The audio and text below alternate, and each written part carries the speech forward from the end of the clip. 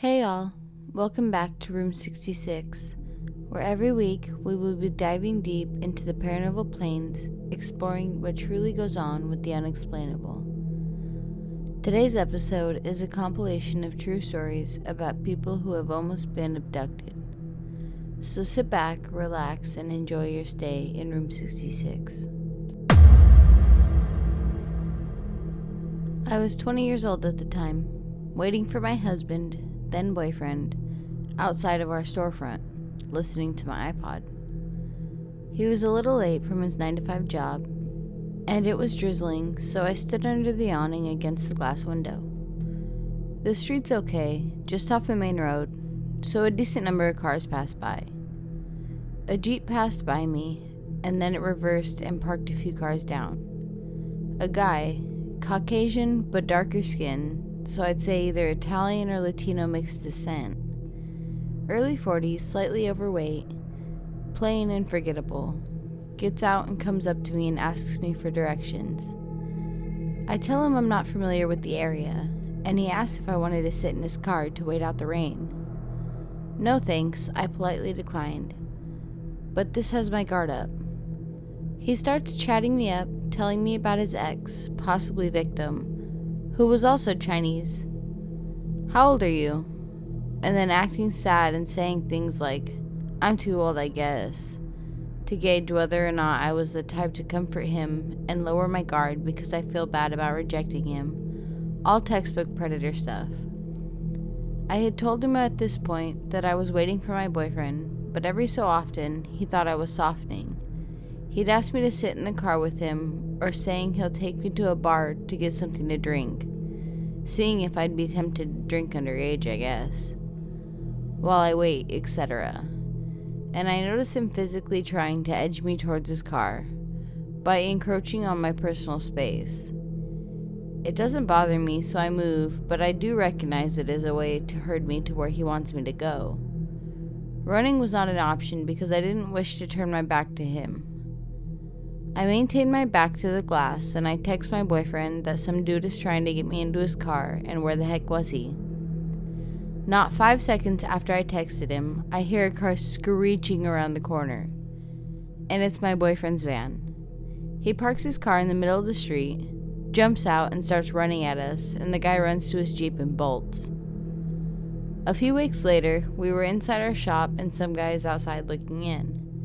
I usually invite customers who look interested in, but this guy declined but asked me something that seemed very familiar, but I couldn't put a finger on it. I guess my husband saw my disconcerted face, because just as he and the students inside started walking towards me, the guy runs, and I suddenly realize that it's the same dude. At this point, I should mention that our store is a martial arts school, which apparently did not deter him. Although he did ask whether or not I'd be able to mess him up. I didn't want to find out. Wish I could have gotten a license plate number because I'm sure he's done this before. Or after. But he would always just park far enough that I couldn't see it clearly. We purchased a place shortly after and moved, so never ran into him again.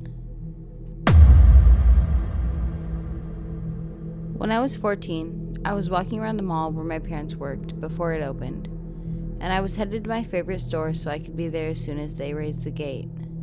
The store was in a relatively quiet part of the mall, and right next to a stairwell that is rarely used.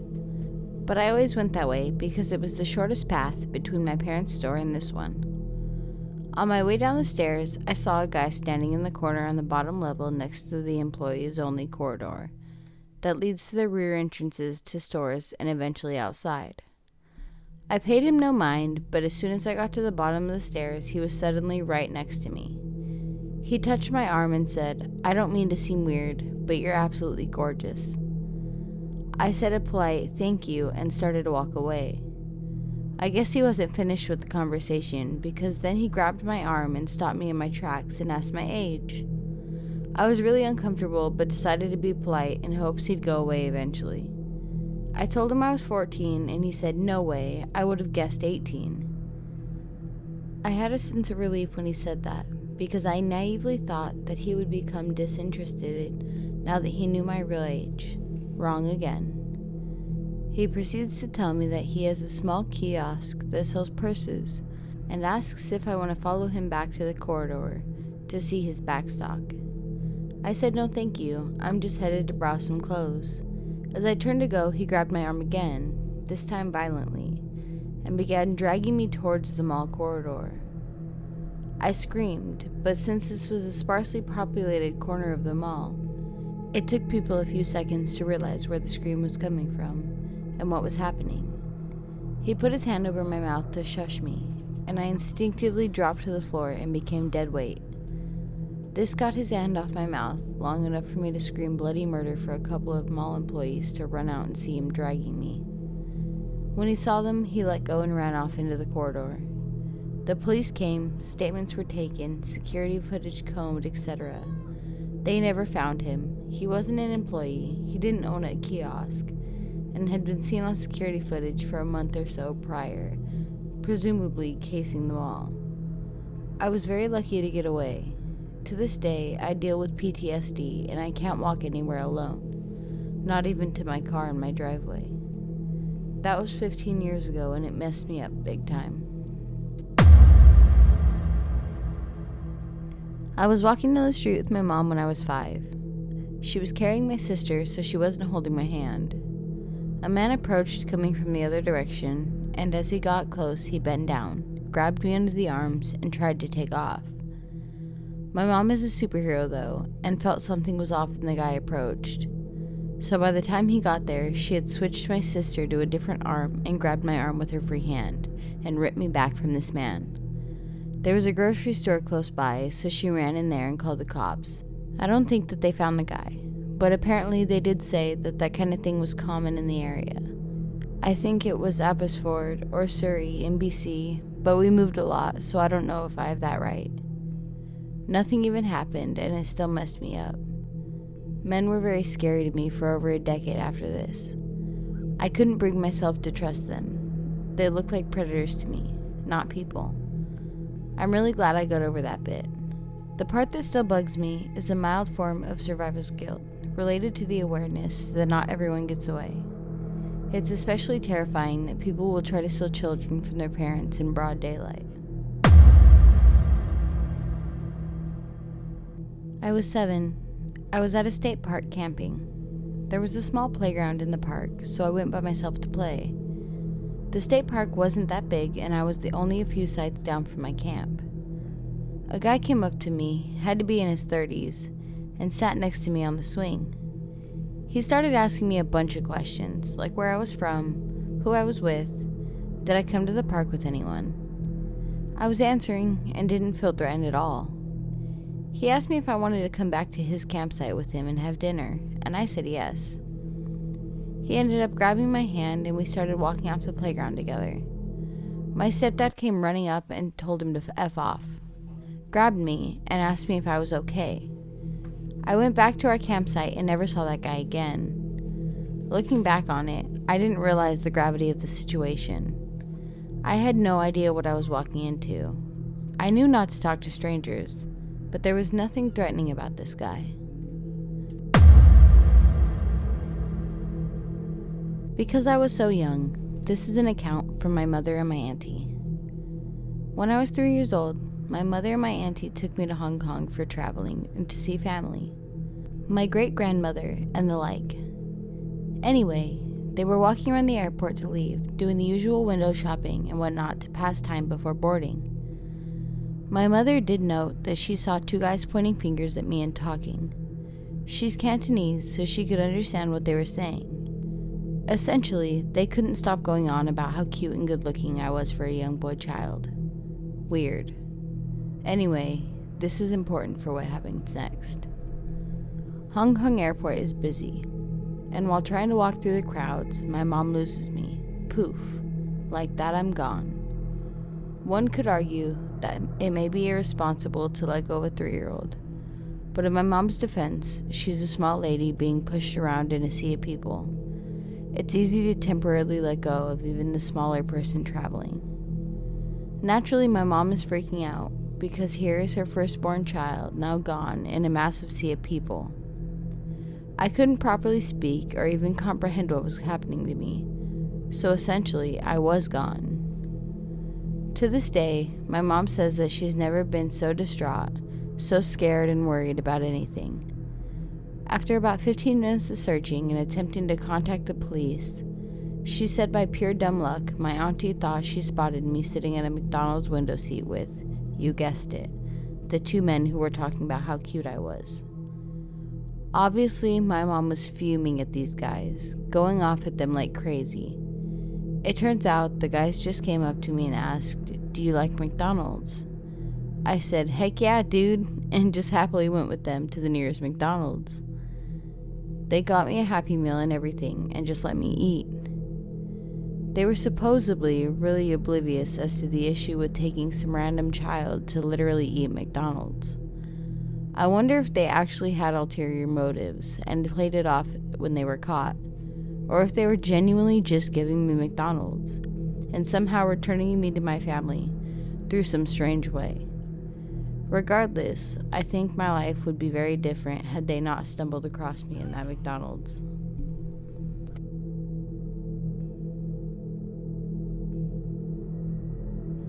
A guy followed me back to my apartment the year after I finished undergrad. My car was the only one in the parking lot in front of my building, and no one else was in the car, so I guess he figured we would be alone. He knocked on my door, and I opened it to a gun in my face. I wrestled with him over it in the door, but he was huge, and I pretty much had no chance.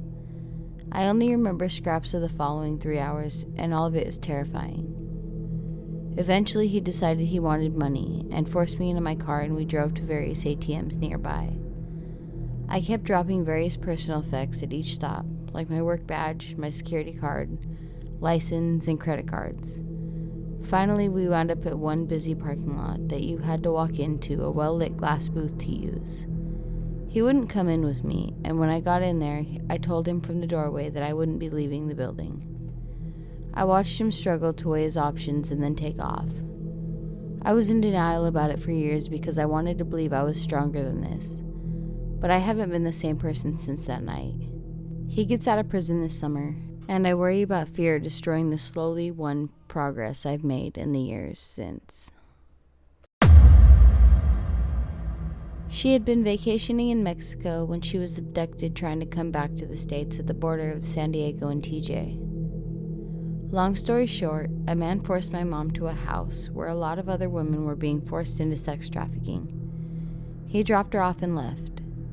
My mom started crying about my brother who was a baby at the time, and this lady that worked there felt for her, so she let my mom go.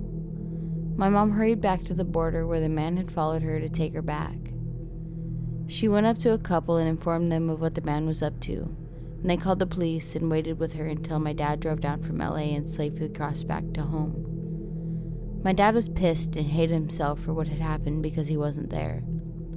Luckily, my mom wasn't harmed in any way and is super grateful nothing happened to her. But now she gets anxiety about us going out anywhere far away for too long. My brother and I are both adults now, and she'll still constantly call us to make sure we're okay.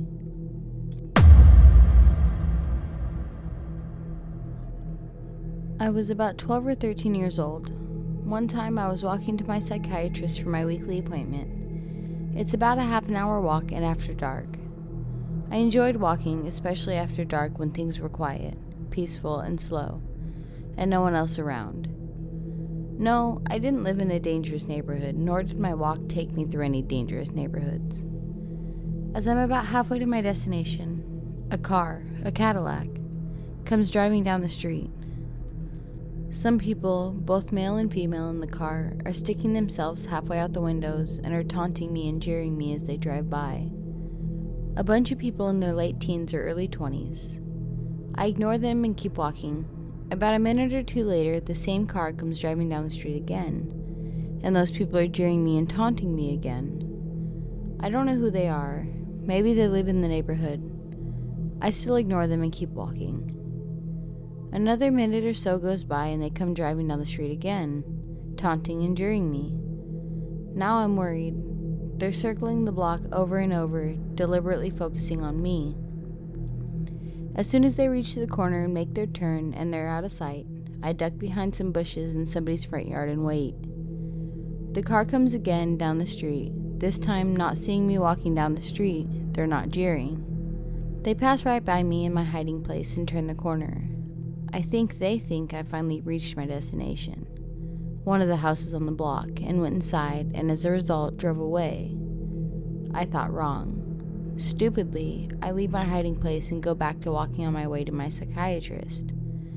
I should have stayed behind those bushes much longer because I could hear the car approaching. They spot me and start taunting me and jeering me again. They turn the corner. This time, I run towards my destination, but I know I won't get far before the car and those kids catch up to me again. So to that effect, I decide to hide again, behind the bushes in front of an apartment building. This time, resolving to staying there for good until the thugs in the car give up their search for me.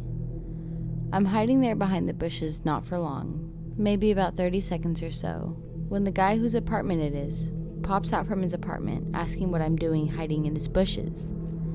At first he probably thinks I'm a burglar or something, but I explain to him how I'm walking to my psychiatrist and how I'm being followed and harassed by a bunch of kids in a car, which is why I'm hiding in his bushes.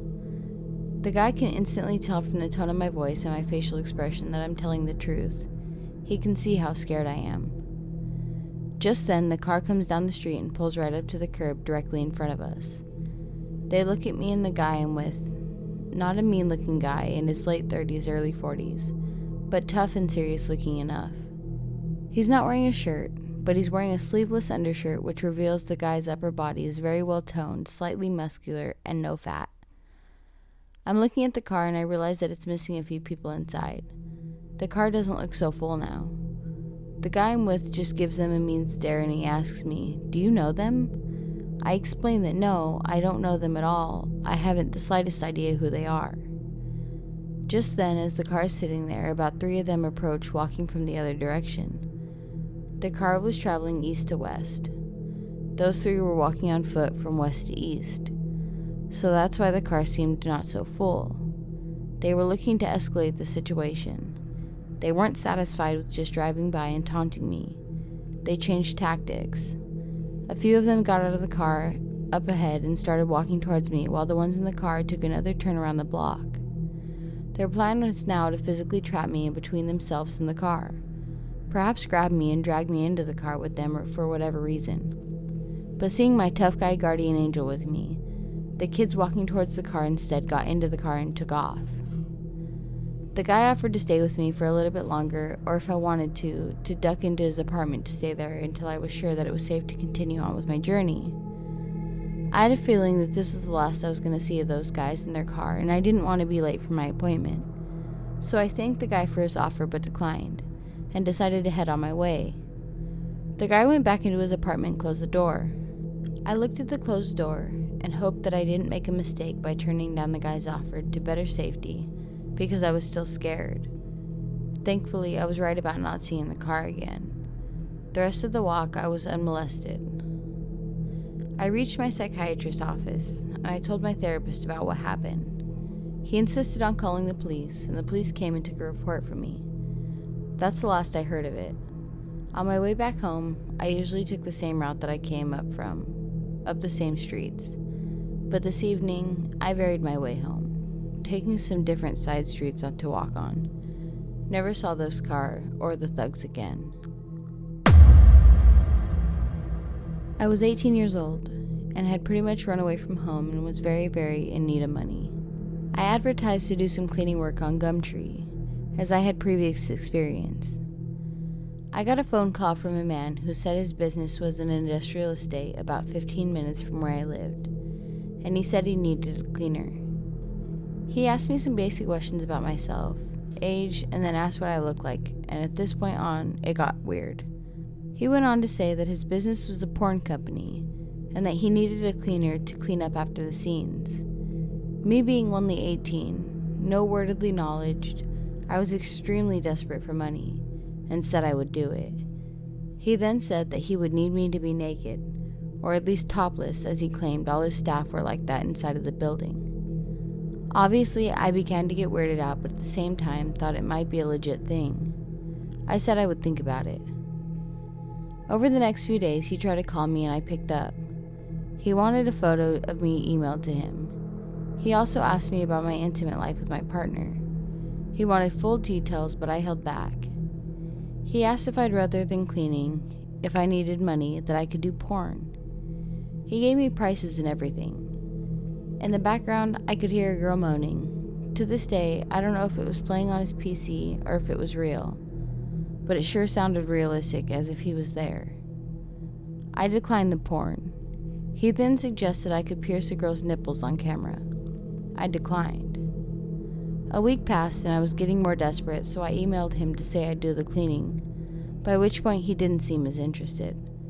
He replied that I could come along and do an interview, and jokingly said his boss would be there too. Experiment with my body. He said he would email or call me the day before with the address. He did so, and I googled it, and it was a random street with no building, and certainly no industrial estate. He said he would call me on the day for a time to come in. On the day I was actually ready to go and awaited a call that never came. Even though the address came up blank, I was going to go anyway, being a young, desperate girl. He never contacted me after that, and I remember coming to my senses about how odd it all was, and I deleted the emails, which I wish I hadn't, and forwarded them to the police. I'm 22 now, and have no idea who he was, and if any of it was legit, or what would have happened if I had turned up.